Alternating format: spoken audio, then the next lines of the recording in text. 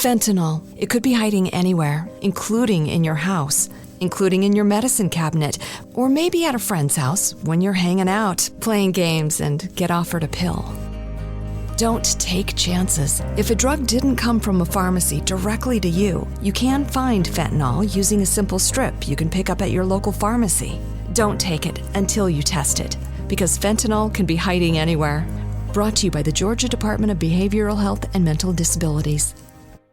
If you're a facilities manager at a university, you know students rely on the cafeteria for breakfast, lunch, dinner, and the occasional late-night snack. So when a dishwasher breaks down and dirty plates pile up, the mess hall can turn messy in the blink of an eye. Enter Grainger. With over 1 million industrial-grade products and fast delivery, the product you need now is never far away. So you can turn that dishwasher back into a lean, clean washing machine. Call, click Grainger.com, or just stop by. Grainger, for the ones who get it done. The future is a hefty responsibility and not one that we take lightly, but then taking things lightly has never been what Hefty is about. That's why we've created the Hefty Renew program that turns hard-to-recycle plastics into valuable resources like park benches and building materials. To participate, simply fill up an orange Hefty Renew bag with accepted items, tie it up, and drop it in with your regular recycling. That's it. It's that easy. It's time to rethink recycling with Renew. Particular valued resources may vary by geography. More info available at heftyrenew.com. It's the Opperman Report. Join digital forensic investigator and PI Ed Opperman for an in-depth discussion of conspiracy theories, strategy of New World Order resistance, high-profile court cases in the news, and interviews with expert guests and authors on these topics and more. It's the Opperman Report. And now, here is investigator Ed Opperman. Okay, welcome to the Opperman Report. I'm your host, Private Investigator Ed Opperman. You could find me at Opperman Investigations and Digital Forensic Consulting just by emailing oppermaninvestigations@gmail.com. If you like our show, be sure to check out our Patreon. Put up a brand new content on Patreon each month. Plus, you can hear all the shows that we play here Monday to Friday on AM/FM radio without the ads, where we cut out the commercials, we cut out all the ads, 100% ad-free. You can check out our archives. You can find them at Spreaker.com. I do a live show on Spreaker solo by myself every Friday night, 8 p.m., just talking about what's going on in the week, what's on the news, any kind of investigations I'm working on at Spreaker.com, but it's free. And you go there and sign up for free. There's a chat room, and you get an email notification anytime we put up new content. Keep an eye out. I was interviewed on Monday by Crossroads Podcast. They're involved with the Epoch Times. Okay, so that's going to be airing shortly, and I'm talking about the Ghislaine Maxwell trial. Very excited today. I've been trying to get our guest today for quite a while. His name is Norman Pardo, and he was friends with O.J. Simpson and managed him for many, many years. He made a documentary film called Who Really Killed Nicole, and the book just came out, Simon & Schuster. It came out in book form. Now, you can find that either at whoreallykillednicole.com or ojtapes.com, because the guy's been filming himself with OJ for years, and he's putting up all his personal home movies with O.J. Simpson. Mr. Norman Pardo, are you there? Yes, I'm here. Great. Thanks for having me on your show. Thank you so much for coming on. I really appreciate it. It's been a short notice, too. We just started chatting yesterday. I enjoy it. Yeah, so tell us about yourself. Who is Norman Pardo? Actually, I've been missing for the last 6 months. I was I was O.J. Simpson's former manager, and then we had the book deal, and that's when things went a little odd. I actually died back in March of last year, just before I signed the book deal. We actually signed the book deal in the hospital on the way to the operating room. So we've changed a lot of things in what I've been doing for business lately. Now I've got an investigation on who killed Norman. Right. My new job is to find out who killed me. It's a little odd that I died just before the book was to come out, and I'm going to find out who did it. Well, wait a second, Norman. Do you think there was some kind of foul play, some kind of poisoning or something happened? Yes. Really? Because they couldn't find anything wrong with me, and they say it was some sort of chemical. Really? Okay, I wasn't aware of that. Whatever happened to me, nobody knows what happened to me, but all I know is I had a big party, a big event. Everybody, it was a who's event. for the book, Who Really Killed Nicole. And there's a lot of people in the book that don't want it to come out. I mean, you've got the Kardashians, you've got OJ, you've got OJ. Sorry about that, but OJ actually had a hitman call me once. Really? Just as a threat. So yeah, there's all that. Well, let's set up some foundation here. How did you first meet OJ and become involved with OJ Simpson? I used to own an airplane hangar. Actually, my company was Spiderboy International. It's a .com. And we purchased a bunch of companies, and my attorney made me a little bet that I couldn't manage it. I couldn't. The bet was I told everybody I could promote anybody and anything at any time. And that's what started it. He brought me O.J. Simpson up there, and that's how it all started. He said, "How about O.J. Simpson?" And I'm like, "Wow, that's a preconceived murder. That's pretty tough." But let's do this. And you were using OJ to promote. That's how we started. You were using OJ to promote your airline, your airline business. Nope. Actually, what I was doing was putting him out there just to see what would happen if I put him out on tour. What the people's reaction would be to him and his reaction to the people. And then I filmed everything. That's the footage I have now. That's coming out on OJTapes.com. Gotcha. And I watched the film. Who Really Killed Nicole? And basically, it seems like you're taking him around to radio appearances and stuff like that. Were any of these like book signings or autograph signings or anything like that? Actually, it was nightclub events, hip-hop events, and all sorts of different type of events. Okay. We were all over the East Coast, just doing different events, just having fun. Gotcha. Okay. And I was filming it just for... No, when you're sitting in a car with OJ on these long trips from town to town, he's on the road, like the comics call it. You must have had a lot of time to talk and hang out together, late night motels, bars. When did the first when did it first come up, the topic of the death of Nicole and Ron Brown? Well, that was before we ever started working together. I asked him if he killed all those people, and he said he didn't want to talk about it and let it go. So it started before I ever worked with him. And then I had my investigator do some research to find out, could he have done it? Because I didn't want to work with a murderer. And that's when that whole investigation started.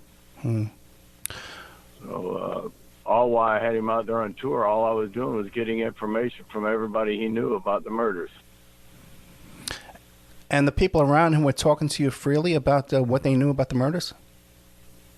Oh, yeah. I got them on tape. That's what we did is I would tape them. And in the film, too. Getting it all down. Yeah, you have some statements from a woman. She's talking about Dodi Fayed and all this kind of stuff like that. And she's an informant. You just describe her as an informant.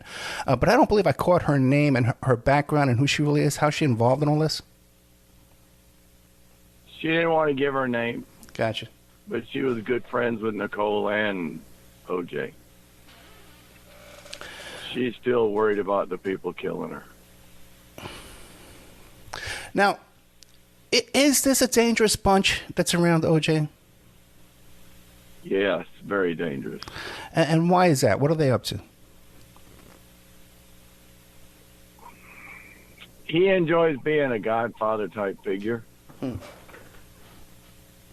guess that's the best way to put it. So he attracts that type of people. Now, during this time, you're hanging around with OJ, and you're taking him to these appearances and stuff, and arranging these appearances. He knew you were filming him that time, right? Why did he think you were filming him? For a documentary. I told him we were going to do a documentary, Life of O.J. Simpson or some shit. Okay, and he thought this was going to be a positive documentary?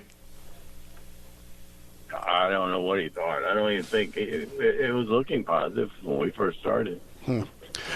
When did you start changing your mind and become suspicious and felt that he was involved? Pretty much from the beginning when he said, you don't want to know what happened, let it go. So when you started looking into this, what did you find out? it gets complicated. It's really hard to explain. You have to really watch the book and the movie. Well, It's chaos. They were all basically in doing something they shouldn't have been doing. There's no innocent people in that entire group. And what were they doing? Was it drugs? Was it gambling? Was it the counterfeit autographs? Counterfeit memorabilia? What were they up to? Keep going. It's everything. They were doing pretty much everything you could do. Right. Anything and everything. It was just a group of people who were just out there doing whatever they wanted to do and didn't think they could get caught at it. Yeah, that is so true. One of them was a serial killer, and he was killing everybody he could, and he couldn't get caught because he was given plea deals to just leave town every time. And for my audience that's familiar with all the different O.J. theories, you're talking about Glenn Rogers. Yes, he's in death row now for killing 70-something people he admitted to or something. Fentanyl. It could be hiding anywhere, including in your house, including in your medicine cabinet, or maybe at a friend's house when you're hanging out, playing games, and get offered a pill. Don't take chances. If a drug didn't come from a pharmacy directly to you, you can find fentanyl using a simple strip you can pick up at your local pharmacy. Don't take it until you test it, because fentanyl can be hiding anywhere. Brought to you by the Georgia Department of Behavioral Health and Mental Disabilities.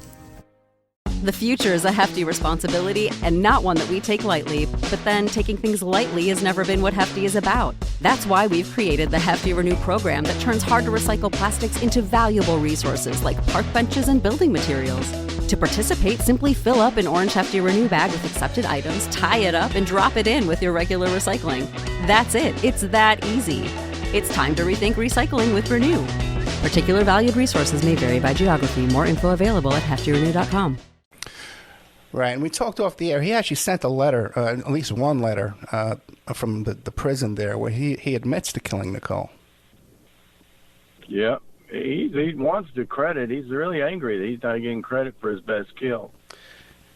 Now, I think most of the people who are familiar with the Glenn Rogers story and the theory of Glenn Rogers' involvement with the death of Nicole and Ron aren't aware of the nuance that you've brought to the table here, where it's your belief and your theory that O.J. actually hired Glenn Rogers.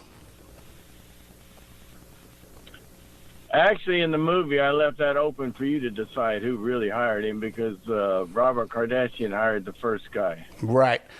Okay. And the first guy is a guy named William Waz, correct? That's correct. Now, when I first heard the William Waz story, I was fascinated by it. Why don't you give us a rundown of the entire William Waz story there? Well, William Waz was actually arrested driving Paula Barbera's car, and he admitted that, but he came forward and said he's not the one who killed Nicole. It was somebody else. He didn't do it. He wanted the world to know that he was innocent. But everything he had said in his testimony, because he gave a testimony, appeared to be true. So I couldn't, he was arrested before he finished the job. They had to hire somebody new to finish the job. He actually got into an accident in Paula Barbera's car with a crack pipe, Nicole's book on where she was, all her whereabouts, and a .22 caliber pistol. And he said that Robert Kardashian told him where to get the car, and you really got to watch the movie and read the book to get all the details on that mess. Well, the part of my audience that would be familiar with the William Waz name is right with you, okay? Now, from my understanding, though, wasn't William Waz pretty much debunked because the lawyer who was peddling this story had his own problems? No, he was never debunked. They just that's how they just squashed it, sort of like you see debunked now in the news. I mean, no, he's never been debunked because... Just think logically. It was in the newspaper. They took pictures of him driving Paula Barbera's car. How could you debunk that? Well, no, he was convicted of that part. He was convicted of that, and he had Nicole's notebook. We have that. But then... Yeah. But if you have that, you have the whole story. I mean, there's no way you could say that the rest of it didn't exist, but that did. Gotcha. If you think about it, just think logically. How else would he have got her car, all that, in the same location? I mean, it's just no, it's never been debunked. Okay. Now, there was another fellow, too. Actually, it's been proven correct because of the fact that he was arrested with everything. And he's dead today now, right? Yes. Right. Okay. And how did he die? Well, they said he committed suicide. He shot himself twice in the head with a shotgun. Okay. Did he have any other kind of criminal problems by the time, in between this stolen car incident and the time he died? Do you know? He had a lot of problems before that. That's why they had to give him the car, because he couldn't get his own car. He didn't have a car. And you believe it was Kardashian who was behind hiring that's what Wall said, at least, right? Wall said. That's what Wall says. Gotcha. Now, but what was the motive then for Mr. Kardashian wanting to kill Ron and Nicole? All I can get out of it is when O.J. broke, they had an affair with Kris Jenner. Right. Remember, and he broke her vagina or whatnot in the jacuzzi, and Robert had to take her to the hospital, and their relationships all broke up. You have to go through the book and get the details on all that mess. It's like I say, there's so much. It was such a mess. No, it is. It's a complicated story, and I've done interviews on here that went on for 5 hours. Okay, talking about OJ in one sitting. So there's a ton of stuff here. Now, in your film, Who Really Killed Nicole, and in your book by Simon and Schuster, Who Really Killed Nicole, you can find that at ojtapes.com is one of the websites. It goes way back to the 911 call, where OJ is stomping around the home there, and Nicole's on the phone with 911.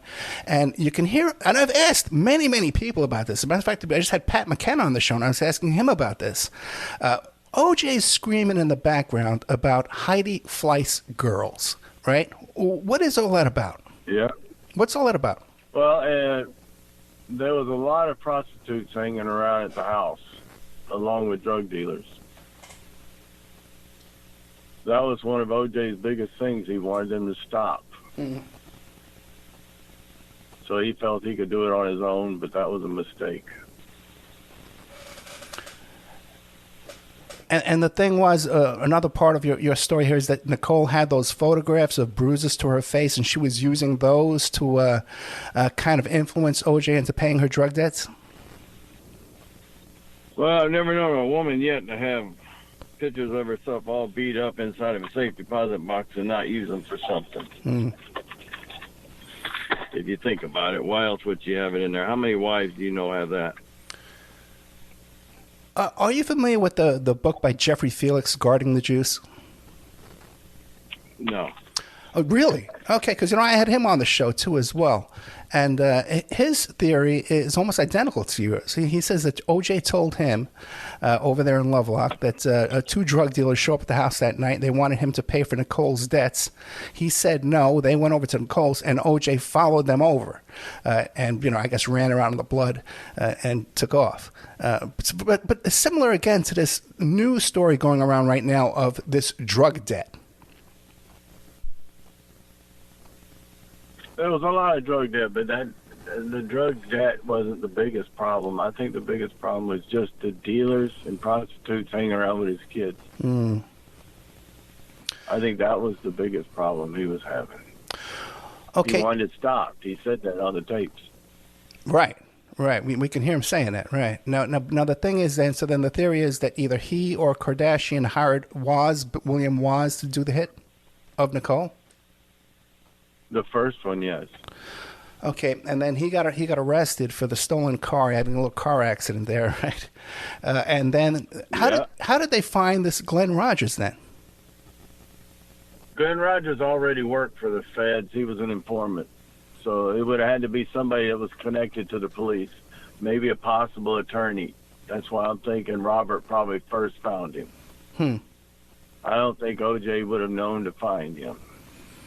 But he was a painter, and he was painting Nicole's house, and we have all the documents backing up, all of that. It's all inside the movie. I mean, we have everything down to his rent receipts where he was renting in his phone records. I mean, I've got everything.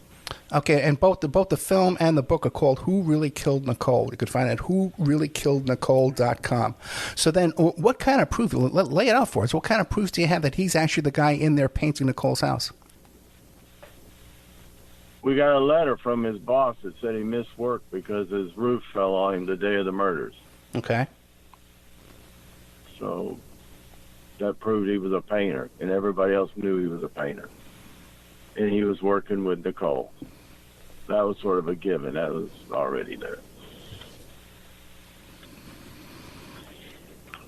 So it's a given that he was working for Nicole because he says so, or there's some other corroborating evidence?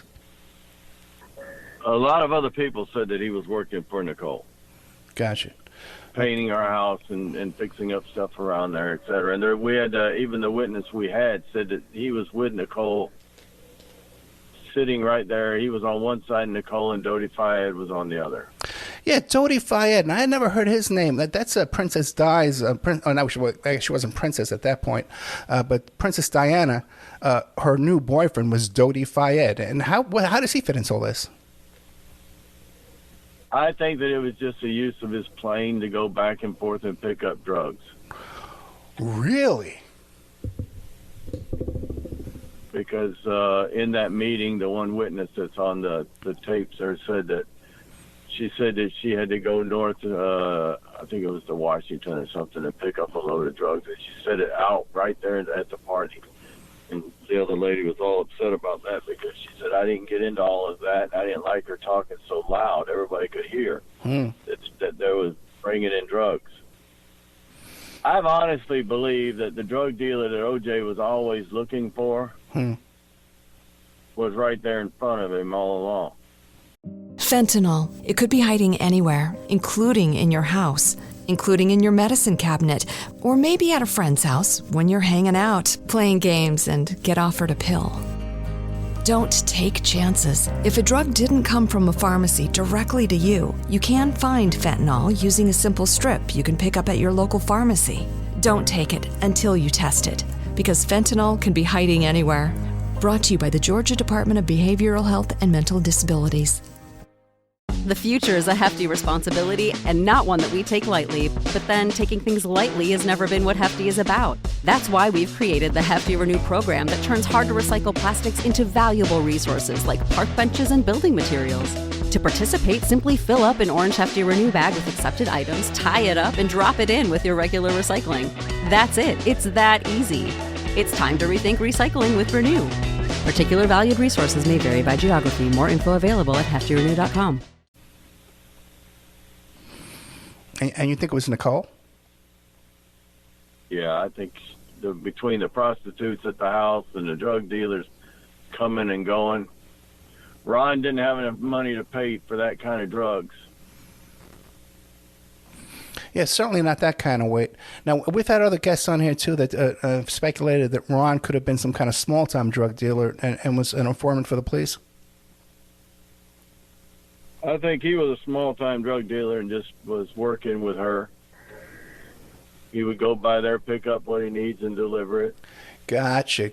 Okay, right. So instead of delivering drugs to her that night, he could have been picking up drugs from her that night to go and deliver to his smaller clients. That makes that's a new wrinkle in all this, too, that I'd never considered. Now, one thing, too, I discovered... Well, you got to understand, he was on the way to the marina when he left her house. He already had a meeting at midnight. Do we know who that meeting was with? Two guys, and he mentions them. It's in some of the transcripts. I think it's in the movie. I'm not for certain. Gotcha. And once again, the movie is called Who Really Killed Nicole. You can find it at whoreallykillednicole.com. Now, also something that I learned today from your film was that he didn't have a car there that night. No. So how did he get there? That's why I think the person, Glenn Rogers, I think picked him up, took him there. And then when he went through the gate, O.J. was already inside the gate. Glenn walked in behind him, and that's when everything went wrong. Now, you said when O.J. heard this book was coming out, that's when you two had a falling out? We had a falling out when he found out that I was talking with Glenn Rogers. Oh, really? Okay. So now you talked with Glenn. As soon as I gave him that letter from Glenn Rogers, he got mad and said, I told you to stay away from that guy, and that was that. Now, this is... O.J. doesn't want anybody to know that he knows anything. This is a letter that you received directly from Glenn Rogers. Yes, that's correct. And what does he say in that letter? The movie, the whole letter. And what does he say in that letter? I don't have it in front of me, but basically he's apologizing to O.J. for what happened to Nicole. And there's other writings from Glenn Rogers, too, where he actually takes his shoe print and matches it to the Bruno Mali's as well. Now... Yes, and our witness said that he was wearing an Italian shoe when she saw him with Dodi Fayed. Now, this witness you have here, right? Back to the witness for a second. If she did reveal her name, would this be a name that people would recognize? Probably, because she was a model. Okay, so this would be someone we would know. And you say that she doesn't want to use her real name because she's afraid. She's afraid of O.J. and his friends?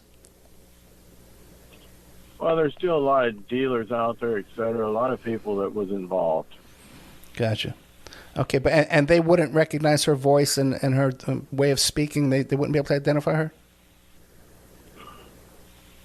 She wasn't that worried about that. She was more worried about getting it off her mind. She kept crying. Gotcha. Okay, now, have you ever spoken on the phone with Glenn Rogers or went to visit him in prison?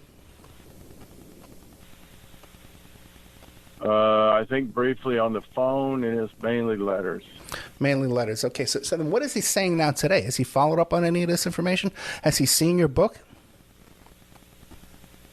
He saw my movie, and he asked, his son called me and said, my dad wants to know who told you what happened that night because he didn't tell anybody. So I got a call from Glenn Rogers' son who said that his dad said everything the way I said it is the way it happened, and he wanted to know how I knew. Okay, well, that's a good sign, right? Okay. And I'm still in touch with his son. So now, you tell O.J., hey, look, O.J., I got this letter from Glenn Rogers. He's confessing to the crime. And O.J. tells you, I don't want any part of that. Stay away from that guy. Exactly, when he should have told me, oh, my God, that's great. But the other thing is, too, that's what made me upset. You had all kind of business entanglements with O.J. and contracts and stuff like that, I'm sure. But that just ended all communication and all relationship that day? Pretty much, yes. Okay. The contract's still good, but other than that, I didn't want to talk to him. Gotcha. So neither one of you were interested in enforcing the contracts and doing further business? No. Okay. But then when you had this book celebration party, something happened to cause you to fall ill and be taken to the emergency room. I didn't fall ill. I died. You died, right? They had to bring me back, defibrillate me and everything. I died for 7 minutes. Gotcha. Okay. I was just standing there. Right after I got done eating, I stood up and just dropped dead. Anybody else get sick there around you or anything like that? Nope, I'm the only one in the entire place. Okay, very interesting. We're talking today with Norman Pardo, who is friends and worked with O.J. for many, many years. He's written a book called Who Really Killed Nicole, and there's also a documentary film that he produced and created called Who Really Killed Nicole. You can find that at whoreallykillednicole.com and also ojtapes.com. They both go to the same place because he's releasing all these home videos he did with O.J. out there on the road in hotel rooms. Hey, what are we going to find on those tapes that you're releasing right now? Just everything crazy that O.J., the craziest stuff O.J. would come out of his mouth is amazing. And you're going to see him do some of the stupidest stuff. So it's just O.J. basically off the chain. Does he talk at all about that craziness in the hotel room there in Las Vegas? No, he doesn't. Maybe at the end that'll come out. But that was stupid. Do you think Dodi Fayed was aware? Dodi Fayed was aware that they were using his plane to carry contraband? I doubt it. I don't really know. That part I don't know, so we didn't dig into that much. All I knew is the one witness said she was using his plane to go up north and pick up something and was proud about it. That's all we know from that. But everybody knows he loved women and partying, so I don't know. Gotcha. That part I didn't follow up on because it wasn't that important. Gotcha. Now, since the release of the book and the movie, have you been contacted by any other insiders who said, oh, boy, Norman, you really got it right? Or, hey, Norman, you got this part wrong? I've been contacted by a lot of people. The movie's been seen more than, I don't even know how many millions of hits that thing has had. So everything is, a lot of people are contacting me. And a lot of them feel that that's the direct, it's right. Some people have a couple of things that they say, well, I think this was this or that, but they're little things. And that's expected. Sure. I want people to pick my stuff apart. I want them to ask questions. Now, have you heard from OJ since the book came out? No, I'm not going to hear from him. He may hear from me someday, but I'm not going to hear from him once I find out what happened to me. Oh, that. Yeah, right, yeah. Okay. Now, recently in the past in the past few months, I'm sure you're aware of it, the whole story about Charlie and the script being shopped around, and now there's a lawsuit over that. I'm sure you've heard that, sir. What do you make of all that? It's just somebody trying to make more money. Basically, that's it. It does sort of kind of dovetail along with some of your stuff. It goes into a drug debt. Well, that's because everybody knows that they were all doing drugs back then. So you can pretty much throw a drug bit into anything and call it that. Nobody has ever done the investigation I have. Nobody's put up $1 million of their own money and done it. I'm the only one. And what was this? What were you seeking for the $1 million? The truth. I wanted to know what happened. It started that way and it ended that way. That's what I told everybody when I first started. I said, I'm after just the truth. If OJ did it, he did it. If he didn't do it, he didn't do it. But I want the truth. No more of this, okay, this story and that story, and this guy did it and that guy did it. There was so many made-up, make-believe stories out there. And you can make anybody look like they did it if you work hard enough at it. I had to debunk all those. That was the problem. Is I had to go through each and every one of them and make sure that that wasn't true before I could move to the next one. Well, there's been some very credible investigation, Mr. Whitehurst, Dr. Whitehurst, about the EDTA being in the blood and some blood samples are planted. What do you make of all that? I believe it was planted. By the police? I don't have a problem with that. It was planted by somebody. I'm not going to say the police, but, they had it. So I guess that they would have been the one that would have put it out there. I don't know if anybody else running around with OJ's blood in it. The only blood that I think was really his blood was the one on the gate, because I think what happened was when Glenn Rogers was going through the gate behind Ron, OJ, Ron, and him got into a fight. Ron cut OJ first. OJ ran, just like Glenn said. And then he would have probably pushed the gate open with a bloody hand. And that's why the blood was on the gate. Gotcha. And he didn't stick around for the fight. He don't know how the fight ended. That's the irony of the whole thing, is OJ didn't even know anybody was killed until he was already, gone. And you believe that Glenn Rogers went back and planted the glove at OJ's place? Yes, he said it because he wasn't going to, in his own words, he said that N-word wasn't going to leave him holding the bag. And he went and threw the glove over the fence, And then he said he got mad after thinking about it, and he called Nicole up and told her he had some nose sugar for her, and went back to Nicole's house 2 hours later, and that's when he killed her. Fentanyl. It could be hiding anywhere, including in your house, including in your medicine cabinet, or maybe at a friend's house when you're hanging out, playing games, and get offered a pill. Don't take chances. If a drug didn't come from a pharmacy directly to you, you can find fentanyl using a simple strip you can pick up at your local pharmacy. Don't take it until you test it, because fentanyl can be hiding anywhere. Brought to you by the Georgia Department of Behavioral Health and Mental Disabilities.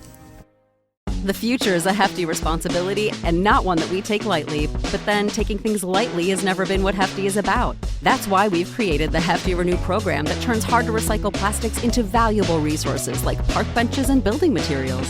To participate, simply fill up an orange Hefty Renew bag with accepted items, tie it up, and drop it in with your regular recycling. That's it. It's that easy. It's time to rethink recycling with Renew. Particular valued resources may vary by geography. More info available at heftyrenew.com. Came to the door with the money. They were killed 2 hours from each other. Get out of it. Oh, wait, I've never heard that before. I've never heard anybody suggest that before. Well, then how could that be? Nicole didn't hear this big fight going with guys getting stabbed and killed on her doorstep? Nope, because that was on the other end of the house. If you look at where the fight was versus where she would have been, it was totally opposite ends of it. Okay, well, that's interesting. So you believe that the second murder took place 2 hours later? Yes, that's why the police said the ice cream was still melting when they got there at midnight. So we did a little test on the ice cream, found out ice cream melts, I think, in 45 minutes. So whoever put that on the banister was alive at 11. Okay, that's fast. I never heard that. I have to take a good look at that. You also make a lot of Rob Kardashian and the golf clubs. What do you think was going on there? All I know is O.J. said the golf clubs was worth more than my house when he left them in Chicago. He said that to you? So obviously there was something in the golf clubs that was a big value. Okay. That's why you never saw the golf clubs. So who knows? Could they have been shipping stuff back and forth in the golf clubs? And it does turn out that Rob Kardashian, there was a plea deal where he was going to plead to, what would you call it, tampering with evidence or an accessory after the fact to some, right? Is that correct? Yeah, something like that. I don't know all the details on that. I can't remember. Right. Okay, so I think, is there anything I haven't asked you about this whole story here, who really killed Nicole, that you want the audience to know? I think that I just hope that they read the book, and I hope they get out of the book what I left them. I left them a lot of clues. I didn't give them the answer. I want them to get it. But I think they're going to find out that what I've done is what happened. It's solved. I think that there. Do you have any plans on further contact with Glenn Rogers, like going down to visit him, tape recording him? I want to work with his son because I still have some records of his on where he buried other bodies, and we're going to go dig up some of the other bodies. Gotcha. Okay, well, at least I have that to look forward to, right? That'll be a lot of fun. Once again, I hate to say it, it's sad, but I want to end those. You know, in the documents we ended up with, I got a lot of Social Security numbers, birth dates, and all the stuff on some of his other victims, along with personal letters on where he put them, where they're buried at. Gotcha. Okay, so we're going to go try to final some of that out as well. I've been talking to Norman Pardo, who wrote the book Who Really Killed Nicole. So, Norman, what would you like to leave us with? Read the book, and I hope you guys enjoy it. if you have any questions, there's a place you can get in touch with me right there on the website. Okay, excellent. So you can go to whoreallykillednicole.com. You can send Norman Pardo a note. OJtapes.com is going to be, they're going to have some membership possibilities there. We can watch all these behind-the-scenes videos with O.J. Simpson and Norman Pardo and all their adventures there. Norman Pardo, thank you so much. Yeah. Thank you. Thank you for having me. Good night. Thank you very much.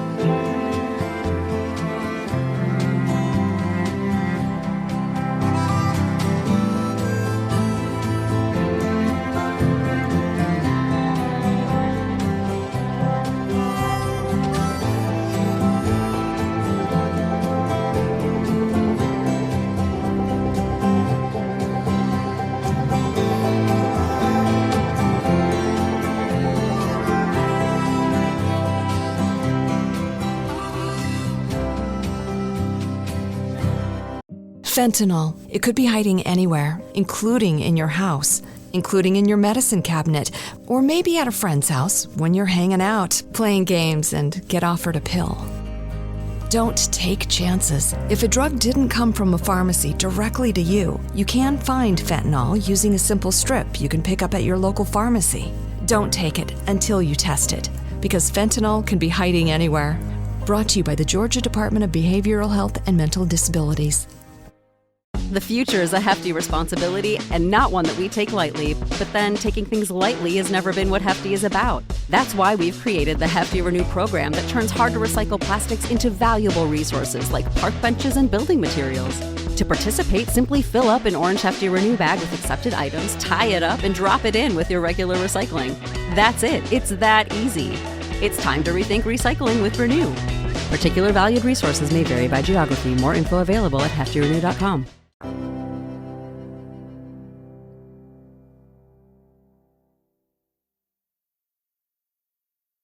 Fentanyl. It could be hiding anywhere, including in your house, including in your medicine cabinet, or maybe at a friend's house when you're hanging out, playing games, and get offered a pill.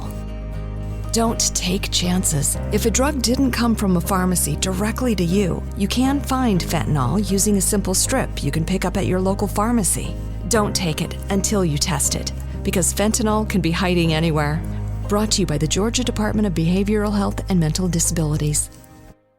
The future is a hefty responsibility and not one that we take lightly, but then taking things lightly has never been what Hefty is about. That's why we've created the Hefty Renew program that turns hard-to-recycle plastics into valuable resources like park benches and building materials. To participate, simply fill up an orange Hefty Renew bag with accepted items, tie it up, and drop it in with your regular recycling. That's it. It's that easy. It's time to rethink recycling with Renew. Particular valued resources may vary by geography. More info available at heftyrenew.com. Fentanyl. It could be hiding anywhere, including in your house, including in your medicine cabinet, or maybe at a friend's house when you're hanging out, playing games, and get offered a pill.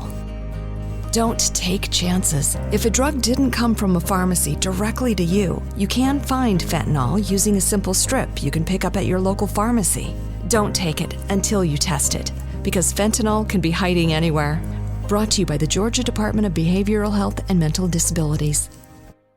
The future is a hefty responsibility and not one that we take lightly, but then taking things lightly has never been what Hefty is about. That's why we've created the Hefty Renew program that turns hard-to-recycle plastics into valuable resources like park benches and building materials.